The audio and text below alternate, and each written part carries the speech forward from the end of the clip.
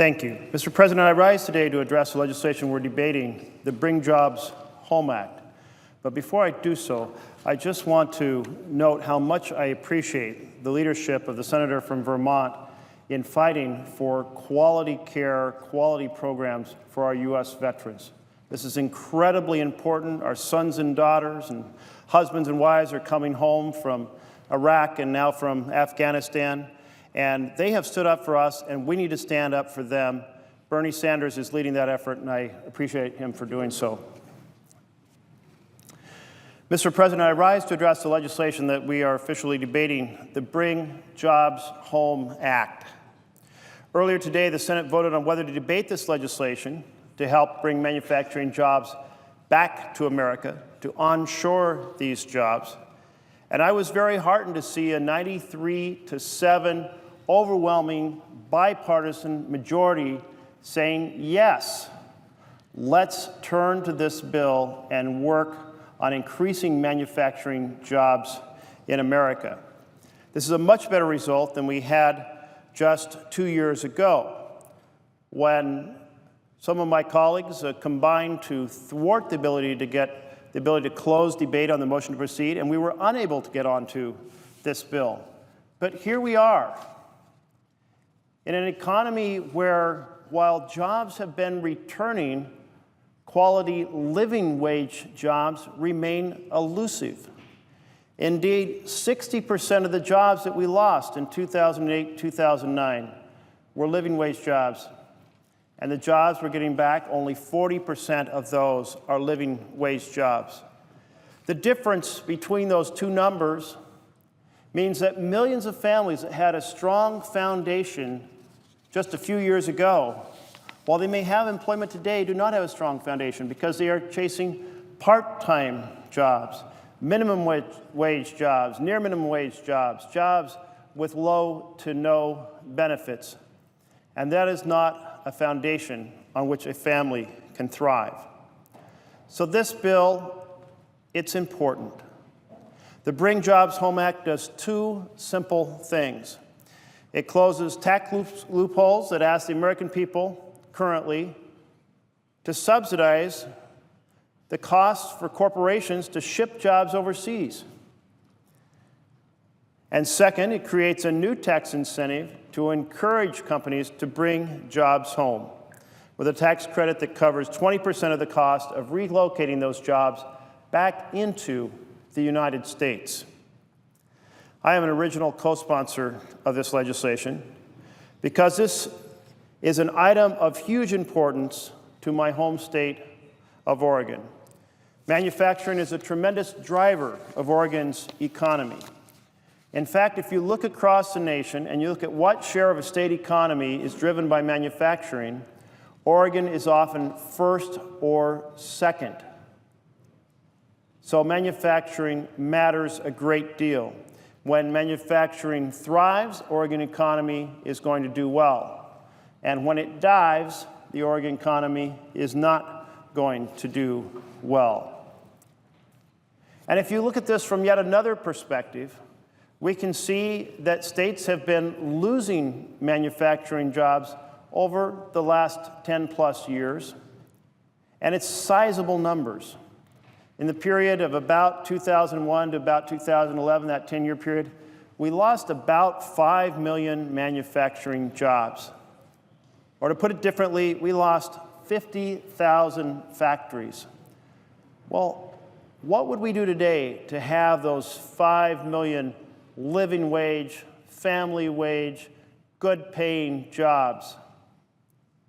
Well, one thing we should do is to pass this bill, to quit subsidizing the export of our jobs overseas. These tax breaks, which were put through by powerful special interests for the benefit of a few multinationals, have done enormous damage to the United States of America, enormous damage to our families. And this is our chance to reverse that. One study, the Economic Policy Institute study, in 2012, it looked at the number of jobs that were created in this dynamic between additional sales overseas versus additional imports. Those additional imports, of course, reflected jobs lost. And in their estimate, Oregon gained about 9,100 jobs from additional exports, and we lost about 59,000 jobs. That differential of 50,000 jobs, that's an enormous impact on the state of Oregon. You can put it this way, it's about 2 to 3% of the number of jobs in our state economy. So it's an issue that really hits home. And I know that Oregon is not alone. In every single state, west and east, and urban and rural, and yes, Democratic and Republican, this has been the story in which jobs lost have exceeded jobs gained.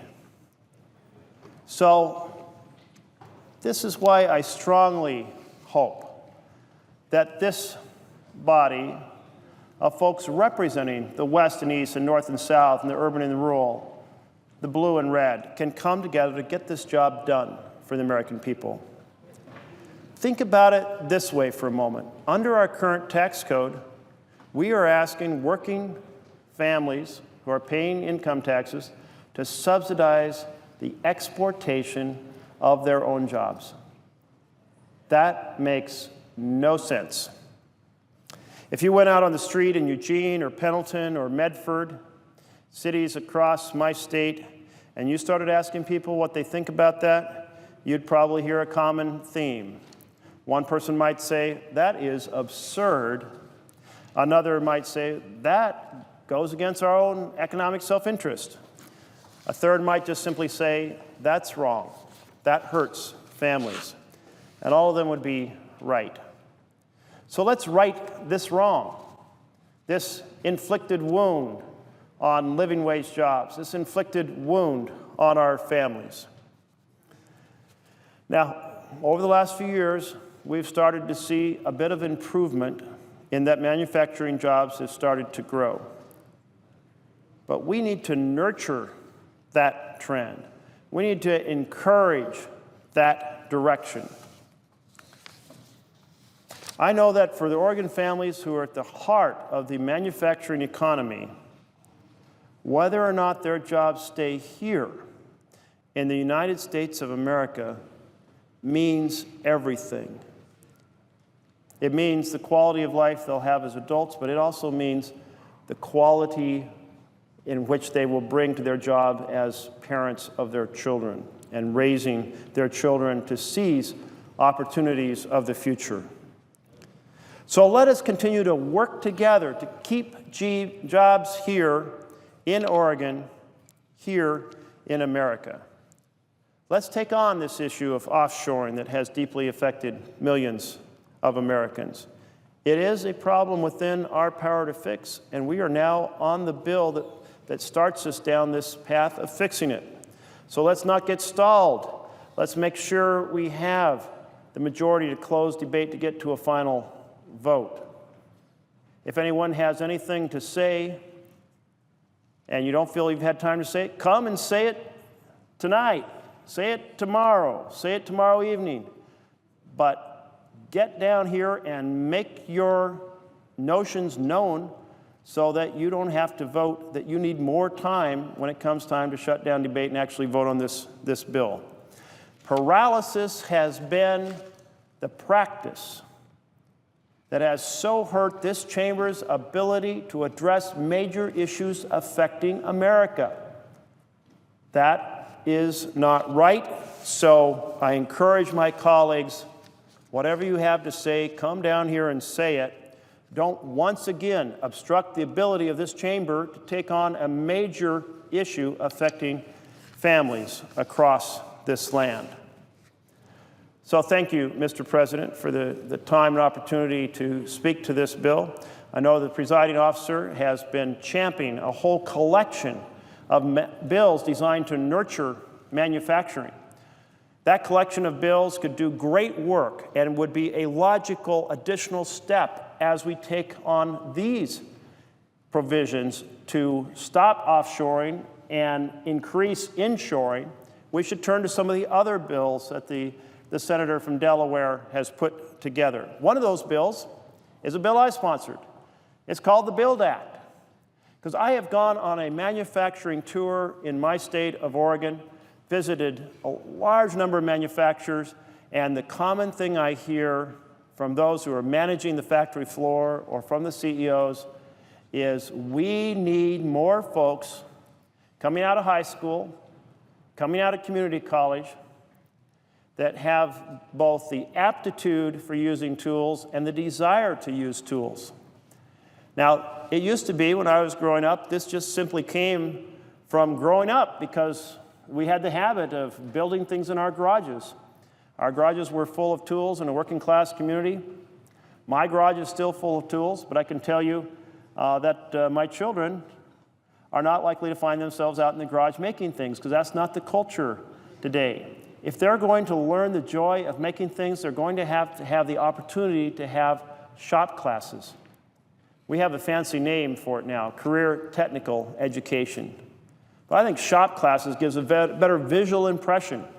Metal shop and wood shop, building things that you can bring home and say, hey, I made this dustpan, I made this carving, I made this mask. And you know, I've been to some shop classes in Oregon where the high school students are not making the simple things like I made. They are making some of the most incredibly gorgeous furniture you have ever seen, sophisticated skills in using tools. We need more of those shop classes to help feed the manufacturing economy, help nurture the manufacturing economy. So it's a win-win for our children. It's a win-win for our economy. It's a win-win in terms of creating living wage jobs that are a strong foundation for families to thrive. Thank you very much, Mr. President.